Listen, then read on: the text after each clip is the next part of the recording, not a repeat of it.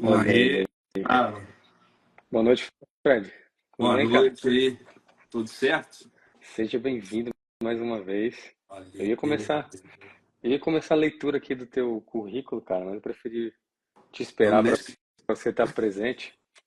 Ah, Pessoal, quem não conhece o Fred, Frederico Murta, ele é delegado de polícia no Mato Grosso.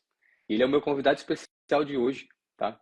Porque quando eu comecei a produzir uns conteúdos para Brasil Paralelo, depois que eles lançaram aquele documentário Rio de Janeiro, Brasil, Paraíso em Chamas, eu comecei a refletir sobre segurança pública. E eu lembrei dos lugares onde as forças especiais atuavam. A gente atuava no Rio de Janeiro, atuava na Amazônia, atuava na fronteira oeste. E o que todos esses lugares têm em comum? Eles são a rota, né, de todo o tráfico de drogas e de armas que entra no Brasil. Vai para o Rio de Janeiro e de lá vai para o exterior, né, vai para a Europa, vai para os Estados Unidos. E por isso eu resolvi chamar o Fred para a gente falar um pouco de segurança pública. Trazer esse assunto aqui para essa página e mostrar um pouco da verdade que a mídia não mostra. Só para vocês conhecerem quem é o Fred, eu vou ler aqui um resumo do currículo dele, porque o currículo dele é bem extenso. O Fred, ele é bacharel em Direito, tá? E ele fez várias pós-graduações e especializações. As que eu vou destacar aqui são 4 vezes que ele foi para o FBI, né? Que ele teve especialização no FBI. Uma delas, inclusive, foi lá na Universidade da Virgínia, que vai ser a minha próxima casa, para onde eu estou me mudando. E o Fred, ele foi delegado de polícia lá no estado do Amapá, de 2010 a 14, e desde 2014 ele é delegado de polícia no estado do Mato Grosso. E agora, atualmente, o Fred é o coordenador do... Deixa eu ver aqui se me salva aí, Fred. É da Core. Coordenadoria de Operações e Recursos Especiais, CORE. Eu nunca lembro o que é a sigla da Core. É isso aí mesmo. Então o Fred é o cara para falar sobre o assunto aqui pra gente, tá? E a primeira pergunta que eu te faço, Fred, é que como você está aí no Mato Grosso, né? Muita gente não tem noção de que as coisas entram pela fronteira e que a fronteira ela é gigante, né? A fronteira ali do Mato Grosso do Sul, por exemplo, é uma fronteira seca, que você dá um passo está no Paraguai, dá outro passo está no Brasil, e não tem nenhuma placa dizendo que você atravessou a fronteira, que está em um país, está no outro. Primeiro eu vou te passar a palavra, né? E depois, se você puder responder a pergunta, uma da primeira pergunta que eu vou te fazer é a seguinte: como que é esse fluxo de material que entra pela fronteira? Quais são os principais gargalos que a gente tem? E como que está a nossa polícia, a nossa segurança pública para defender a fronteira contra esses ilícitos que atravessam? José, em primeiro lugar, agradecer aí, valeu, Enéas, por bater esse papo aí mais uma vez. Tivemos um bate-papo ano passado aí, foi fantástico, né, cara? A gente acabou não deixando gravado aí por questões específicas aí de segurança, mas prazer enorme falar contigo. Boa noite a todos. Meu amigo, essa questão da fronteira, ela é um problema que você conhece bem, né, enquanto veterano aí do EB, e para nós da segurança pública é um problema constante.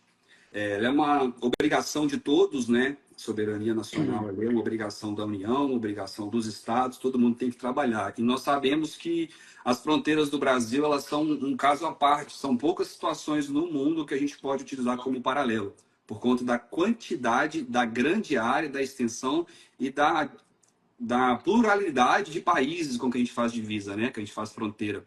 Então, eu dou exemplo aqui de Mato Grosso, nós temos mais de 700 quilômetros de fronteira seca, cara. Só no meu estado. Então, você imagina um estado que lida com 700 quilômetros de fronteira seca com um país que é um dos maiores produtores de cocaína do mundo. Então, acho que qualquer pessoa ainda as pessoas que estão nos acompanhando e que não são da área de segurança, conseguem ter uma noção aí do quão complexo é essa situação. Se você parar para pensar no Mato Grosso do Sul, como você bem falou aí, fronteira com o Paraguai, né? Então nós temos ali a tríplice fronteira ali de Brasil, Argentina e Paraguai. É o maior gargalo que a gente tem de entrada de armas, por exemplo, no país. Então você imagina o quão difícil, o quão complicado é você fazer o monitoramento de uma área dessa. Então, voltando para Mato Grosso, 700 quilômetros, como que você faz patrulhamento? Como que você faz o monitoramento dessas áreas? É uma coisa muito complexa, exige muita energia, exige um controle e uma comunicação muito efetiva por parte das forças de segurança e das forças armadas, né? Então, confesso a você que estando aqui no Mato Grosso, estando nessa situação, eu falo que é uma das maiores dificuldades que a gente enfrenta aqui é a capacidade de conseguir fazer esse monitoramento. É muito difícil, é uma área praticamente, eu diria, impossível de você fazer um controle total, mas dá para melhorar muito ainda, cara. Pois é, cara, teve ano que eu fiquei mais tempo no Mato Grosso do Sul do que na cidade onde a gente tinha base, né, que era Goiânia. E toda vez que eu ia para lá, a gente fazia contato com Polícia Civil, fazia contato com BOP, PM, Polícia Federal, fazia contato com todos os órgãos possíveis e inimagináveis, com o pessoal do Exército. E sabe o que a gente constatava? É que por exemplo, às vezes um delegado da Polícia Federal, eu como comandante do destacamento, falava lá com o delegado da Polícia Federal, o cara tinha um inquérito fechado sobre o assunto.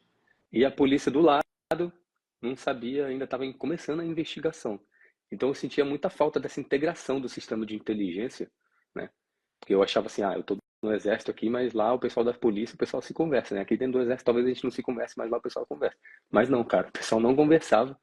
E assim, às vezes a gente dentro do exército, né, uma sala de um lado, a gente não conversa com a sala do outro, e as polícias não se conversam. Como é que tá hoje em dia, cara? Ainda tá assim ainda ou existe alguma iniciativa de alguém para integrar um sistema de inteligência, fazer algo estadual ou algo nacional? Porque o negócio entra aqui no Mato Grosso do Sul, ele vai passando, daqui a pouco tá lá no Rio de Janeiro, ninguém se fala, né? E fica esse gap aí no meio do caminho. Como é que tá hoje essa situação? Comparando com o cenário que você relatou, hoje nós estamos alguns anos mais velhos. Essa é a única diferença, é a única coisa que aconteceu nesse período. Eu tô com mais cabelo branco, você está um pouco mais velho, mas o cenário é o mesmo. Cara, a gente sempre esbarra naquela questão da vaidade, né? Então, as instituições são compostas por seres humanos e um dos maiores problemas do homem é a vaidade, né? Lidar com a vaidade. Então, a gente percebe aí que muitas vezes o colega prefere perder o serviço, deixar a coisa acontecer, do que ter que passar para uma outra força ou para outra pessoa assumir os louros daquela vitória como se fosse uma coisa pessoal dele, né? E não uma coisa para o bem público. Então, não mudou muito. Nos Estados Unidos, não sei se você tem conhecimento, como você está morando aí, existem os Fusion Centers, você já ouviu falar? Uhum. São centros integrados de inteligência. Eu tive a oportunidade de visitar um e eu vi que funciona bem legal. Funciona, são compartimentos únicos onde instituições de segurança e de segurança nacional, forças armadas e instituições de segurança pública trabalham juntos no mesmo ambiente e compilam ali dados e ali sim eles conseguem fazer as coisas funcionarem. Eu tenho conhecimento que alguns anos atrás tentou-se estabelecer algo semelhante a isso, mas eu creio que não deva ter ido muito para frente, porque eu nunca ouvi falar muito de algo que tenha vindo de muita relevância lá, tá? Então eu não participei, então não posso dizer como funciona, mas eu vi isso funcionando lá e aqui no Brasil eu observo a mesma coisa que você, cara. São pequenas ilhas, nós formamos ilhas de conhecimento, ilhas de informação, todo mundo correndo atrás, todo mundo preocupando com o seu e não se pensa no todo.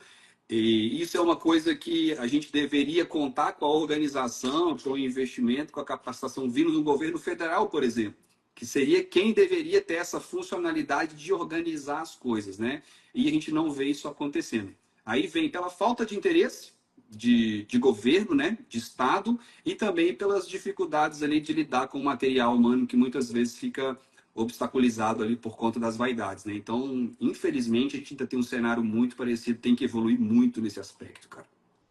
Cara, e eu acho que principalmente porque dentro do exército, principalmente nas forças especiais, a gente não tinha muito, porque como as operações eram baixo perfil, então a gente às vezes executava uma operação e a operação saía na mídia ou saía em algum lugar como sendo de autoria de alguém, né? Não nossa. Mas eu imagino que dentro das polícias o pessoal possa querer falar, não, isso aqui fui eu que fiz para ganhar sei lá, uma notoriedade, um respeito, né?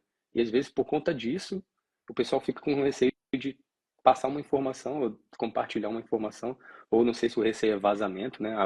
Às vezes posso passar essa informação aqui para outra agência e essa informação pode vazar, porque a gente vê muito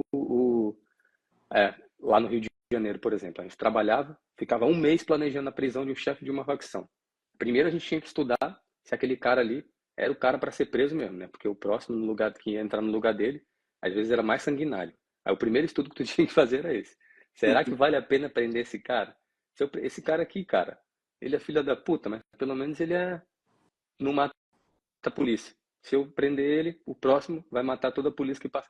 Pra tu ver o nível que a gente É, chega, né, cara? Primeiro era esse o estudo. E escolher o ali o segundo era que às vagabundo. vezes, e às vezes, quando tu prendia, o cara ficava preso, e se ele, quando ele não era solto em 24 horas, né, por brechas da legislação, ele começava a comandar o crime de lá de dentro. E aí a gente via o, uma organização criminosa gigante, onde o centro de operações dela é dentro de um presídio. E aí, cara, eu queria te perguntar se existe, você é da Polícia Civil, né? Tu vê alguma iniciativa nesse sentido, alguma brecha na legislação, alguma iniciativa nesse sentido de coibir, cara, que de dentro dos presídios esses chefes de organizações criminosas continuem comandando e orquestrando toda essa logística, né, que vem desde o Mato Grosso e vai para lá no Rio de Janeiro, vai para lá nos Estados Unidos.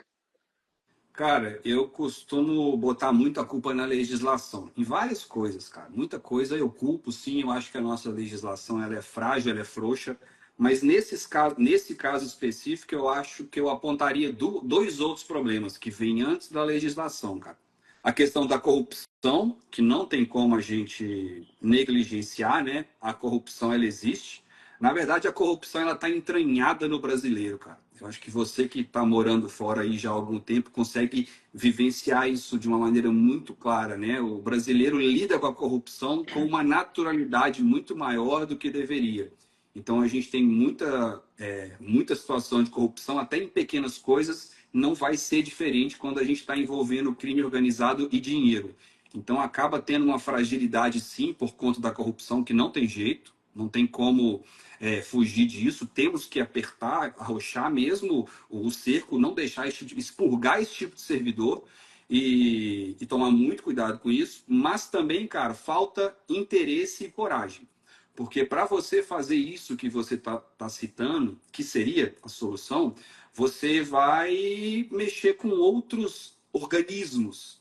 Então, quando você aperta muito o cerco com o crime organizado, você corta a comunicação de uma liderança, você faz efetivamente aquilo que uma pena privativa de liberdade deveria fazer, que é isolar o contato com o mundo externo, você mexe com interesses, você mexe com o bolso de muita gente. Então, aí o sistema começa a se mover, começa a se organizar e fazer movimentações para que as coisas se desloquem e volte a ser como era antes. Então, é como se fosse uma grande placa tectônica. Ela vai se movimentando ali, ela vai dar um jeito de causar uma vibração lá na frente que vai mudar algo que vai fazer com que o Estado recue.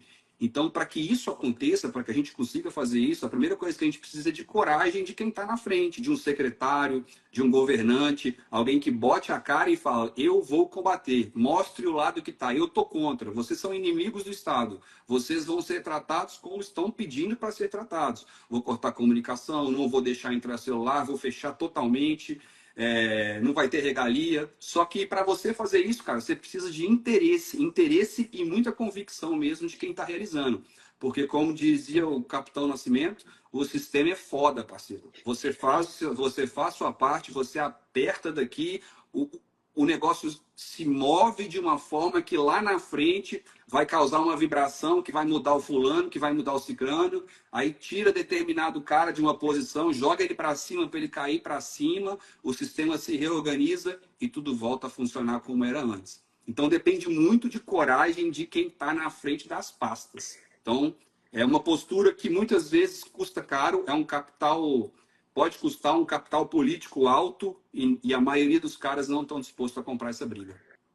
Então, tu acha que é só capital político, vontade política, de um governante que está ali do executivo, ou as nossas leis também deixam, não ajudam, não, ou deixam de ajudar? Porque, vê lá, né, o cara é preso, aí dependendo de quem está ali de plantão na hora, ele pode ser solto em 24 horas. Ou se ele tiver dinheiro para pagar um bom advogado, ele vai lá, paga uma fiança e mete o pé. Tu acha que se tivesse realmente um cara igual o presidente lá de El Salvador, que chegasse aqui no Brasil e falasse: ó, a partir de agora, escreveu no meu, palco meu, ele conseguiria, com as leis atuais que a gente tem do Brasil, fazer um trabalho desse tipo? Do jeito que está, ele não conseguiria fazer a mesma coisa que ele fez lá. Não tem como. É um sistema complexo, né? O sistema nosso são três poderes. O cara sozinho no executivo ele não consegue resolver o problema. ele precisa de uma maioria, ele precisa de mudar a legislação, com certeza. Mas eu acho que já é uma postura, entendeu? É uma postura. Você tem uma postura, você transmite a postura para as forças de segurança, você transmite para todo mundo, você passa um recado, até os outros poderes entendem como a banda vai tocar. Então, assim, cara, por isso que eu falo, eu sou muito crítico com relação ao legislativo. Eu acho que as nossas leis são muito ruins, você tem toda a razão. Mas eu acho que cada um tem que assumir sua parcela de responsabilidade. É muito fácil para eu, que estou no executivo, ficar apontando o dedo para o legislativo e para o judiciário. Todo mundo tem sua responsabilidade. E eu acho que todo mundo está falhando. A lei é frágil, o judiciário é complacente e o executivo muitas vezes deixa de fazer sua parte. O cara tem que ter postura, tem que fazer a parte dele. Tem muita coisa que pode ser feito com a legislação atual. Resolve o problema? Não vai resolver, mas já muda. Todo mundo tem que mudar um pouquinho. O que eu quero dizer é que não adianta simplesmente mudar a legislação e a gente continuar nas mãos de pessoas que não têm coragem, não têm o ímpeto, não têm o interesse de fazer a coisa mudar. Porque eles vão arrumar uma forma de flexibilizar. Entende? É isso que eu quero dizer. Eu não gosto de botar a culpa no único responsável, porque segurança pública não é isso. Segurança pública é complexo, envolve muitos agentes. O exemplo vem de cima, né, cara? Se o cara que tá ali, é o do executivo, der o exemplo, e ele que é o que foi eleito, né, que tem popularidade, tem um apoio popular, ele tem força para fazer muita coisa. Exato. Mas uma coisa que eu sempre quis saber, cara, é que se dependendo de quem tá hoje no governo, né, tanto o prefeito ou governador do estado aí que você tá, o presidente, existe pressão interna para que vocês deixem de fazer alguma coisa que pode combater o crime, para que vocês afrouxem, para que você... O que tu pode contar para a galera que está aqui, que decidiu assistir essa live, que a mídia nunca mostra sobre a segurança pública, sobre a polícia, por exemplo, no teu caso, sobre a Polícia Civil no estado do Mato Grosso? Cara, eu posso te falar, eu trabalho no estado. Meu estado, ele é. Eu sou beneficiado nesse caso, eu sou um privilegiado, que o meu estado realmente é um estado diferente. A gente tem uma política aqui no estado de enfrentamento que é bem melhor do que outros estados. Longe do ideal ainda, mas é bem melhor do que outros estados. Mas faz toda a diferença, cara. Essa questão que eu estou te dizendo de postura, a postura de um governante, de um responsável por uma pasta, de um presidente, de um governador, de um secretário, de dizer que nós vamos enfrentar, que nós vamos acabar, que nós vamos para cima, ela dá força para o policial na hora de puxar o gatilho, na hora de prender alguém, ou ela faz o sentido contrário. Ele passa uma mensagem de que ele vai pular na frente e vai servir de escudo para o vagabundo na hora que tiver numa troca de tiros. Aí eu te pergunto, você acha que isso vai influenciar ou não no policial na hora de tomar a decisão dele? É claro que vai, é claro que vai. Você saber que o seu representante, que é o responsável pela sua pasta, tá te dando um apoio, tá te dando um incentivo, isso te encoraja, te dá vontade e te faz ir para cima. Da mesma forma, do sentido contrário. É a mesma coisa que eu falei recentemente, eu até fiz um vídeo sobre isso, daquela fala do ministro da Justiça, dizendo que a polícia prende mal. Olha o significado disso, cara. O maior nome do Poder Executivo, o ministro da Justiça, o maior nome na nossa área, dizendo que a polícia prende mal. Que tipo de incentivo é esse? Que tipo de pensamento é esse? O que isso passa para as forças de segurança? Qual é o tipo de incentivo? Ele está mostrando o quê? Ele está de qual lado? É muito simples. Então, passa o recado e ele encoraja ou desencoraja. E assim, as pessoas não têm a menor noção, cara. Muitas pessoas não têm noção do quão complexa é a vida do policial no Brasil, cara. Os caras, eu não vou nem falar de mim, porque como eu sou delegado, muita gente vai falar que o salário é bom e tal, mas o policial no Brasil, cara, não compensa. Se o cara parar para pensar, colocar na ponta da caneta, não vale a pena, é um serviço que não vale a pena. Por que o cara vai? O cara vai por amor, vai porque gosta. E depois que a gente entra nisso, a gente sabe o tanto que o problema é crônico e a gente sabe que se a gente parar de fazer o nosso papel, o negócio desanda. Não tem conserto, não tem como ficar sem. Se você fizer um experimento em qualquer lugar do Brasil e você deixar uma semana sem polícia, numa cidade, num estado, o caos se instala. Não tem como. Não tem como ser diferente. E a gente sabe disso. Por isso que a gente fica nessa cachaça da polícia e não larga. Porque se você botar, fizer a matemática, fizer a conta, pensar em família, pensar no apoio, pensar na insegurança jurídica que o policial trabalha, o cara não sai da delegacia, não sai do batalhão. Pois é, cara. O pessoal fala muito, né, de funcionalismo público, mas o policial, se tem uma categoria que não se encaixa no funcionário público, que é aquele que é o estável, que faz o concurso só para ter um salário e uma aposentadoria, é o policial, cara. Porque o policial, ele tá em guerra todo dia. E só não vê que o Brasil tá em guerra quem escolhe fechar os olhos, porque todo dia, por mais que a mídia não decida mostrar, hoje a gente tem as redes sociais, né? Hoje a gente tem pessoas como você, que são delegados e trazem a realidade para as pessoas aí, então todo mundo com o celular na mão e tirou o monopólio da mídia consegue ver que a gente está em guerra todo dia.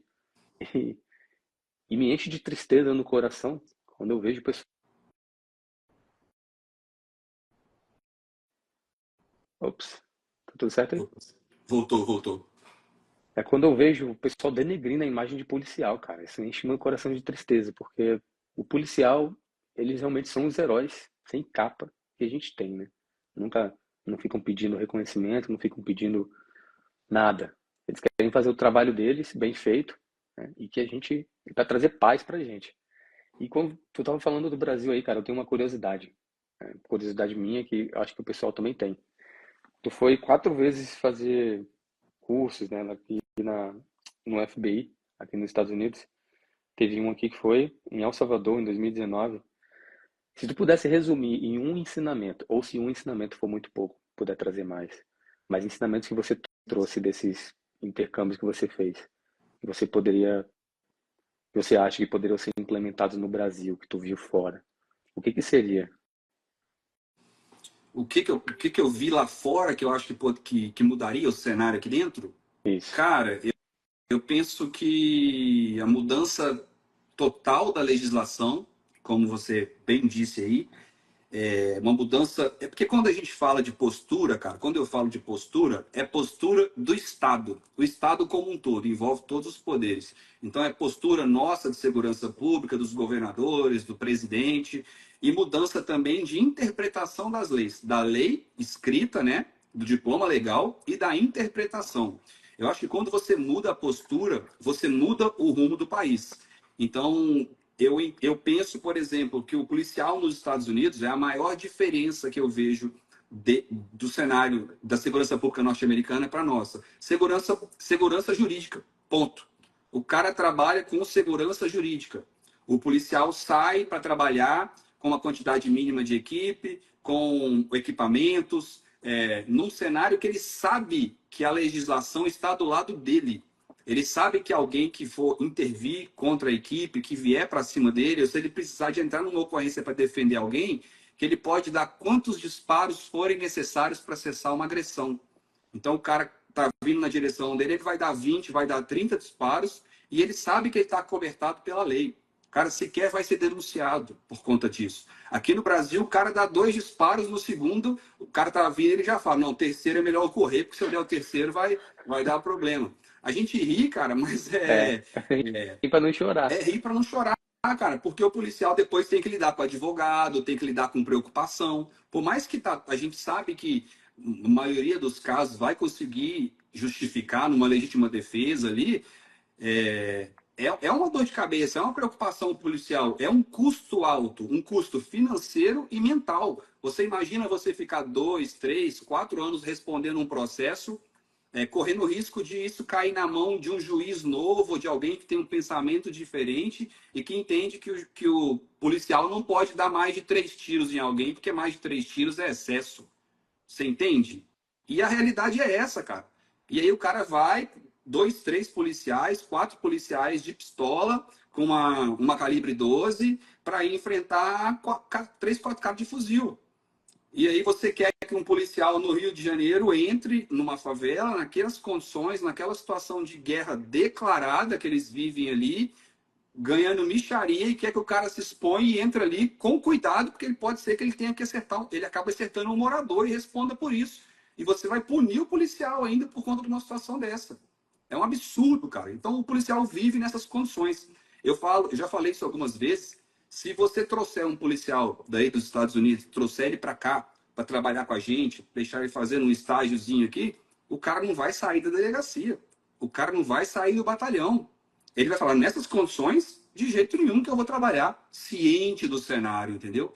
Então, é um cenário de insegurança total que o policial vive hoje no Brasil. Por isso que eu falo, os caras que trabalham, os policiais, eu não gosto de falar de mim, repito, é difícil falar quando a gente está inserido, mas o policial, principalmente o praça do policial militar, o investigador, o cara que está na rua ali todo dia, é herói, cara. Não tem outra palavra, o cara é um herói. O cara está doando a sua vida para a sociedade. O servir e proteger nunca foi tão desvalorizado e tão evidenciado como é hoje. O policial, ele sacrifica a sua vida todos os dias por conta da sociedade e ninguém vê isso e ninguém valoriza isso. Cara, e assim, a situação é caótica, né? A gente às vezes não vê luz no fim do túnel. Tem um pessoal que fala, alguns falam, Deus tenha piedade do nosso país, outros falam, o último que sair apague a luz.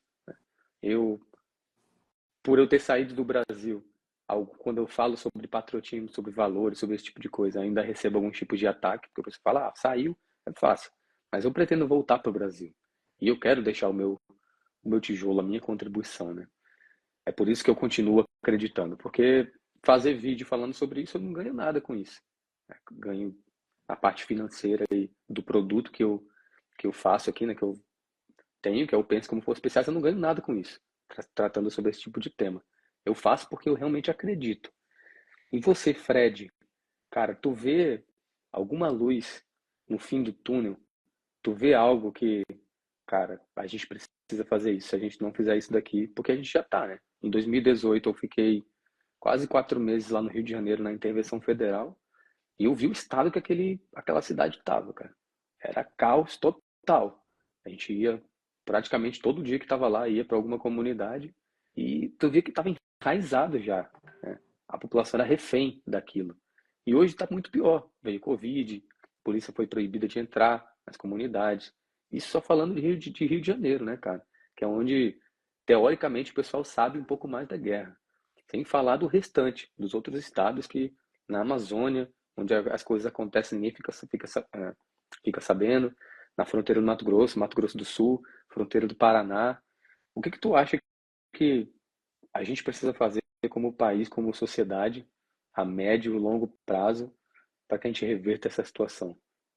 Cara, primeira coisa é, para começar a conversa, é aprender a votar, né? Eu acho que esse é o início. A primeira coisa que nós, enquanto população, podemos fazer é aprender a votar. Escolher. Ano que vem tem eleição de novo aí. E aí você vai olhar, só você olhar quem que você votou, o que que tá feito, o que que foi feito, está satisfeito? Está satisfeito, vota de novo, não tá? Pense em outra pessoa. Primeira coisa. Então, porque a gente acaba dependendo muito do posicionamento, da mudança dessas pessoas. Por isso que a gente fica limitado. A gente está falando aqui de mudança do legislativo, mudança do executivo. Eles quem tem que tomar as decisões, eles quem tem que mudar a postura, mudar o posicionamento que a gente tem tanto fala aqui. Quem coloca eles lá? Somos nós, cara. Então, assim, a minha parte, o meu papel enquanto polícia, eu sei que está sendo feito, eu sei que a polícia está fazendo, mas a gente não vai conseguir mudar o cenário. Então tem que fazer alguma coisa. Aí você perguntou se eu acredito. Cara, eu só tô fazendo isso aqui com você porque eu acredito, cara. Eu também não ganho nada para estar aqui. Meu salário cai todo mês, meu salário cai lá. E não vai ser isso aqui que vai fazer a diferença na minha vida, mas eu acho que a gente fazendo isso aqui, cara, a gente consegue fazer um movimento. Você consegue movimentar, você consegue fazer a mensagem chegar para determinadas pessoas que não entendem, que não acompanham, que não vivem isso, e de repente a gente escancara algumas coisas. Eu fiz uns 5 ou 6 vídeos de um ano para cá, de situações que aconteceram, situações bizarras, como de caminhoneiro liberado com 500, 600 quilos em audiência de custódia, situações muito graves que eu e dezenas de outras pessoas fizemos vídeos criticando, falando abertamente sobre o problema, que em 24, 48 horas depois, a situação foi revertida. decisões judiciais sendo revertidas sem recurso. Então, assim, você vê, às vezes, o tribunal indo lá e corrigindo algo que foi feito na primeira instância, não pelo erro, não pela detecção pelo erro, mas pela repercussão negativa do erro. Semelhante ao que aconteceu ontem da camisa vermelha, né? Que aconteceu e depois mudaram. Enfim. Então, isso que a gente faz aqui, embora as pessoas não tenham muita dimensão, isso faz diferente, isso faz diferença, isso gera um movimento. Então, a gente gera uma conscientização, a gente muda alguma coisa. Então, eu acredito que há mudança, principalmente depois do que nós vimos acontecer em El Salvador.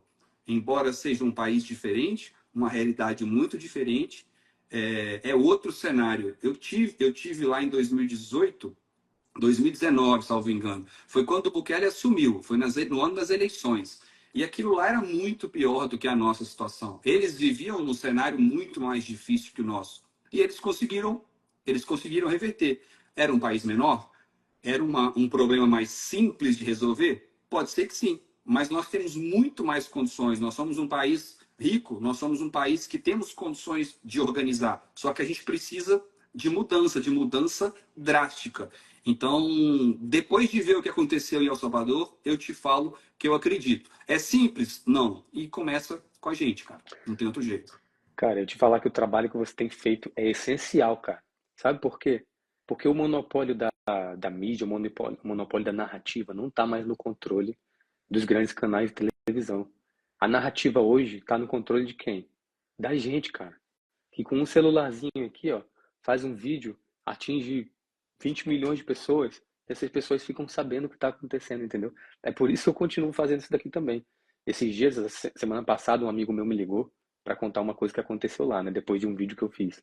Eu fiz um vídeo falando sobre o gigante acordar, sobre a população brasileira acordar e não fechar os olhos para as coisas pequenas que acontecem no nosso dia a dia. Aí ele me contou que ele foi na academia e aí, assim que ele chegou na academia, um cara estacionou o carro na vaga de deficiente físico, na frente da academia. Desceu do carro, um adolescente, boné para trás.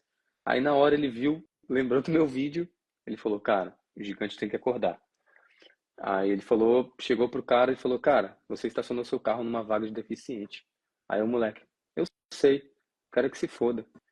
Aí ele: "Cara, não é assim, se chegar um velhinho, onde é que ele vai estacionar?".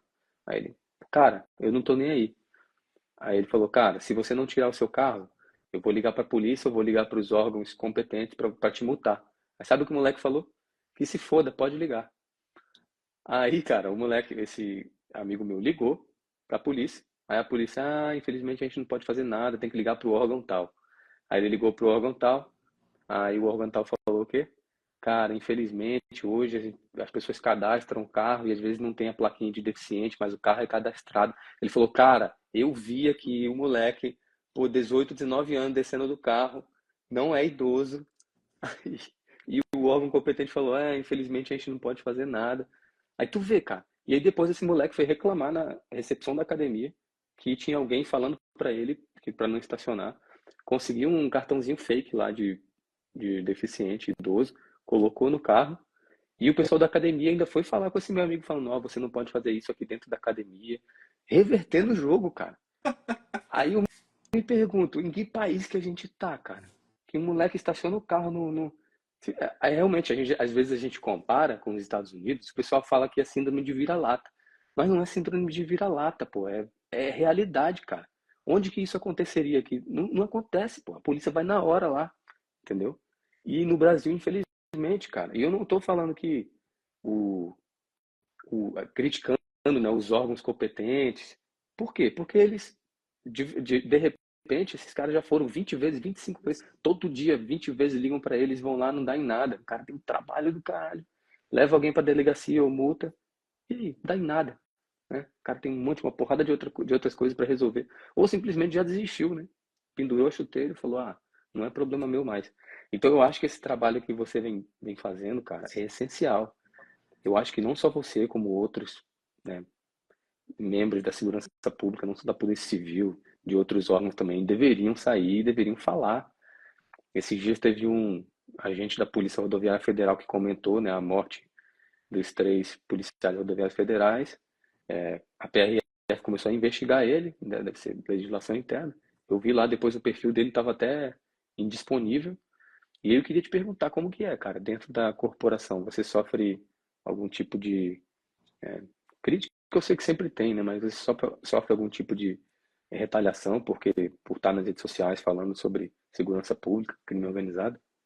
Cara, é extremamente complexo, né? Então, eu, por exemplo, faço isso aqui há um tempo, mas eu ando sempre no fio da navalha, né? Então, a gente produz conteúdo, penso bem antes de postar cada tema, não deixo de abordar os temas que eu acho importantes, que eu acho sensíveis, porque eu tô aqui para isso, eu não tô aqui para ficar fazendo dancinha nem fazendo nada. Então, eu tô aqui para dar minhas opiniões e falar. Eu não sofro perseguição dentro da instituição, cara. É bem tranquilo, mas desde o início que eu comecei a me posicionar, eu deixo bem claro lá, foi bem conversado, eu sei dos meus limites, você pode olhar que eu não posto vídeo trabalhando, não posto vídeo uniformizado, eu tenho ali os meus limites e eu sei das responsabilidades e das repercussões dos meus atos. Então, quando eu faço um vídeo um pouco mais ácido ali, eu sei que posso sofrer algum tipo de problema. Então eu vou medindo o risco e vou utilizando. Mas eu sou muito cauteloso, embora eu fale algumas coisas mais contundentes, eu não deixe de manifestar minha opinião, eu tomo muito cuidado, cara. Eu sou muito cauteloso. Existem alguns temas que eu deixo de abordar, às vezes é algo que está no hype aí, que está todo mundo falando, mas eu acho que se não for conveniente, se não for algo que eu acho que vai realmente trazer valor para as pessoas, eu deixo de fazer e coloco o dedo na ferida de vez em quando em algumas coisas que eu até me arrisco por coisas que eu penso, que eu tenho vontade de falar, que eu gostaria de ver outras pessoas falando e eu não vejo. Então eu acabo me expondo algumas vezes, mas é aquela situação de risco controlado. Mas graças a Deus, até o momento, não tive problema. Tomo cuidado, sempre reporto ali aos meus superiores, é algo bem tranquilo, tomo Uhum. cuidado. E até o momento eu não tenho problema, não, cara. Tô seguindo tranquilo aí e vamos ver até onde que dá para ir. Que bom, cara, porque a sociedade brasileira precisa de mais Freds. Sério mesmo, eu acredito muito nisso. Cara, depois de tudo que a gente falou aqui, eu acredito que não tenha, né? Mas eu quero ouvir isso da boca de um policial. Se você tivesse que mudar um pilar do sistema brasileiro hoje, eu não acredito que tenha um pilar. Mas se você pudesse mudar um pilar para melhorar nossa segurança pública, qual seria? Se eu tivesse que escolher uma guerra só, Uma guerra. eu acho que eu mudaria o sistema de execução penal como um todo. Eu faria uma reforma no sistema de execução penal.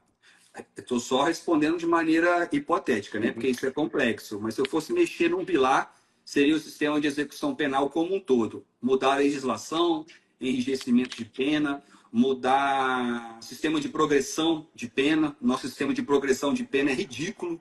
O cara é condenado por uma pena, cumpre um terço, um quarto, um sexto, mixaria e já está na rua. Então o cara não fica preso, não tem efetividade da pena. Eu colocaria trabalho obrigatório nas unidades prisionais, o cara tem que trabalhar, o cara fica ocioso, ele só tende a fazer mais merda, ele já foi para lá porque ele fez merda, ele fica sem fazer nada junto com outros caras, ele vai fazer mais merda ainda. O controle de acesso, né, de comunicação, que nós falamos antes aí, que eu acho que é essencial, não adianta você recolher o cara, deixar o cara junto com outros, trancados ali, cumprindo pena privativa de liberdade e mantendo a comunicação. O cara que é líder de uma organização, que ele já trabalha no comando da organização, ele não executa nada, ele simplesmente dá ordens. Aí você tranca ele e mantém a comunicação, você não fez nenhuma diferença na sociedade. Absolutamente nenhuma. O cara está fazendo exatamente o que ele fazia lá fora, dentro da unidade, com apoio, com conexões diretas com outros criminosos. E eu costumo falar que o cara fica tão à toa na unidade que dentro da cadeia ele tem mais tempo para fazer porcaria do que fora. Às vezes ele tem que fazer alguma coisa de família, Foda. alguma outra coisa, que na cadeia nem isso ele tem que fazer, cara. Então eu mudaria o sistema de execução penal, cara. Eu acho que é um pilar aí que precisaria de uma reforma absoluta, desde legislação e de tudo, cair e descer. Audiência de custódia, mudar tudo, porque esse sistema nosso de desencarceramento em massa tá acabando com o país, cara. Então seria impunidade, resumindo aí o pilar. Exato, cara. Porque Impunidade. a gente, vamos lá, um assunto que nós nem falamos, cara. Audiência de custódia, cara. Isso é uma situação absurda que a gente está vivendo. Absurdo, absurdo. Criaram algo pautado no direito internacional, de direitos humanos, e aplicaram de uma forma que é totalmente desconexa da realidade. Então, o cara hoje ele é submetido a uma audiência de custódia, onde o caso dele sequer é averiguado, não há uma segunda análise, não há nada. Simplesmente vão querer saber se o cara foi ou não bem tratado. É isso que pergunta para o cara. Você foi bem tratado? Então, aquele vídeo meu que viralizou, uma audiência de custódia perguntando para o cara quanto tempo que ele ficou com a polícia. Ah, 30, 40 minutos. Te deram água? Te deram comida? Se o 30, 40 ar-condicionado minutos? está muito, se está muito frio, Pô, toma aqui um cafezinho, um paletó para ele, porque ele está com frio. É um tratamento de coitadismo absurdo, cara, absurdo. Então, a questão da impunidade, ela revolta, porque a pena, cara, a pena ela não é só para o cara, ela tem que passar uma mensagem para a sociedade. Por isso que eu falo da reforma do sistema de execução penal como um todo, cara. A pena baixa, a pena ineficiente, aquela pena que não gera, que você não passa aquela sensação de justiça, ela transmite isso para toda a sociedade. Então, o cara que está fora, ele se encoraja, ele não vai parar de fazer o que ele está fazendo de errado, porque a pena é ínfima. Vale o risco, para ele vale a pena. Literalmente, a frase vale a pena, ela vem daí. Vale a pena, compensa. Eu vou fazer. Se der errado, a pena é pequena. Então, isso precisa ser mudado, cara. Não dá para continuar assim. Isso vai se tornar insustentável. Fred. A solução, cara. Eu vi esses dias um story do Nicolas Ferreira, né? Ele falou assim, cara, o Brasil não tem mais jeito. Acabou. Só quando vir alguém reformar a porra toda. Constituição, todas as leis. Porque não tem como, cara. E o que a gente pode fazer, né? Aqui, eu não estou mais nativo no exército, estou aqui, mas estou produzindo conteúdo para as redes sociais. Eu vou continuar fazendo, né? E o que você está fazendo aí? Eu te agradeço, né? Como brasileiro, o que você está fazendo. E vamos continuar fazendo, cara. Até que um dia a nossa voz vai fazer tanto barulho que vai ser impossível ignorar que a gente existe. E esse trabalho que a gente está fazendo é um trabalho de conscientização. Por quê? Antes, eu estava tendo essa conversa com a minha esposa semana passada. A gente fala que a gente é a geração perdida. Mas, cara, a gente não é a geração perdida. Quer dizer, talvez a gente seja a geração perdida. Mas os jovens, não. Por quê? Porque eles estão chegando num mundo onde o celular é o principal meio de comunicação que eles têm. Então eles vão ficar sabendo, vão ser conscientizados das coisas através disso daqui, através do celular. Quanto mais influenciadores tiverem trazendo, né, valores, trazendo verdade, trazendo o trabalho que a polícia faz, que é para realmente trazer segurança pública para o nosso país, mais a gente vai ganhar essa guerra. Porque se a gente não falar nada, se a gente se omitir, o que vai acontecer? Aí vai ter mais uma geração perdida. Então eu te agradeço, cara, pelo trabalho que você faz aqui na rede, né? Por ter aceitado o meu convite para falar aqui com a audiência, para conversar um pouco sobre esse tema de segurança pública. O pessoal que não segue o Fred ainda, vai lá e segue ele, porque ele está sempre trazendo conteúdo de qualidade sobre a segurança pública no Brasil. Ele é delegado de polícia lá no Mato Grosso. E eu espero que a gente possa ter outras conversas aí no futuro. Estou acompanhando seu crescimento nas redes sociais. Fred também crescendo igual um foguete. Eu te desejo muito sucesso, cara. E pode contar sempre comigo aqui com a minha página para divulgar algum tipo de conteúdo. E é isso, Fred. Te Não, passo a cara. palavra aí. Eu que agradeço aí pelo bate-papo. Eu estou te acompanhando já tem um tempo. A gente está tentando pensar todo mundo como forças especiais aí, né? Acho que eu já te falei isso da outra vez. Eu acho que você conseguiu captar a essência das forças especiais ali, e trazer isso para o cotidiano. Eu acho que isso é uma virtude que pouca gente conseguiu fazer, historicamente mesmo, captar a essência e trazer isso para o dia a dia, fazer a gente nos tornarmos pessoas melhores com os valores que estão ali orbitando, né, na doutrina das forças especiais. Eu acho que isso que você tem feito aí tem feito bem para todo mundo. Eu acompanho direto e realmente é de tirar o chapéu, cara. E com relação ao que eu faço aqui, eu não gosto nem dessa expressão de influenciador, cara. Acaba que a galera usa também. Eu não gosto, mas assim, cara, fazer o quê? Alguém tem que se expor, alguém tem que botar a cara, tem que falar, porque a gente fica submergido, né, cara? A gente fica soterrado nas notícias, soterrado nos veículos de imprensa tradicionais. E como você disse aí, hoje é uma guerra de narrativas. Até na própria rede social aí você vê muita gente bombardeando aí notícias totalmente distorcidas de situações que envolvem principalmente a segurança pública, e a gente fica sitiado nesse meio, sofrendo, e a gente acaba sendo vítima também de tudo isso. E assim como você, eu tenho esperança. Eu tenho esperança de um país melhor. Eu estou aqui para isso. Enquanto eu tiver condições de fazer minha parte, eu não quero nunca ser acusado de omissão, cara. Se a gente vai conseguir mudar, se a gente vai conseguir melhorar, eu não sei. Mas eu quero olhar para trás, eu quero olhar para o meu filho, quando meu filho for adolescente, for adulto, olhar para ele e falar que eu fiz minha parte, cara. Ó, não deu certo, vamos embora do Brasil, eu tentei. Eu não quero olhar para trás e falar, eu tive espaço, teve uma época que eu tinha audiência, que eu tinha uma rede social que as pessoas me ouviam e eu deixei de falar, ou eu me acovardei por algum tipo de pressão ou alguma situação desfavorável. Então, eu acho que enquanto tiver esperança, a gente tem que correr atrás e tem que fazer a nossa parte. E acredito que as pessoas que nos seguem, cara, eles têm tanto potencial quanto nós de fazer a diferença, porque igual você faz os compartilhaços de vez em quando, é isso, cara. Cada pessoa que compartilha um vídeo seu, um vídeo meu, ela faz com que aquele vídeo alcance centenas, milhares de pessoas, e isso não vai acontecer só com base no algoritmo. O algoritmo ele age de acordo com o comportamento das Uhum. pessoas. Então, são as pessoas que nos seguem, que nos apoiam, que concordam com aquilo que a gente faz, que faz com que as coisas cresçam, ganhem corpo e que a mensagem chega. E quanto mais gente receber a mensagem, quanto mais gente estiver envolvida nesse movimento, maior a nossa chance de sucesso, né? Então, que Deus nos abençoe, nos dê força e que a gente continue aí. Conta sempre comigo também, estou te acompanhando daqui, seguimos juntos aí. Tamo junto, cara. Pessoas se conectam com pessoas. Vamos nos conectar com pessoas. É Fred, isso muito aí. obrigado, cara. Valeu, meu irmão. Valeu, galera. Valeu, Obrigado. moçada. Boa noite. Pensem como forças especiais. Valeu.